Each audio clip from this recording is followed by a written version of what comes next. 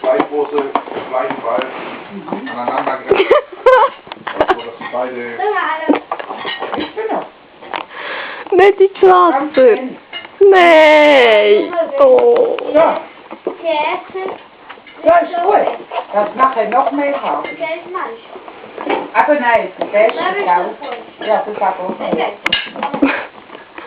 Dann haben sie 30 Jahre lang beide 1 Hektar oder so. Dieses Wald. Mit Schnürli. In einem Wald sind sie jeden Tag, in einem Stück sind sie jeden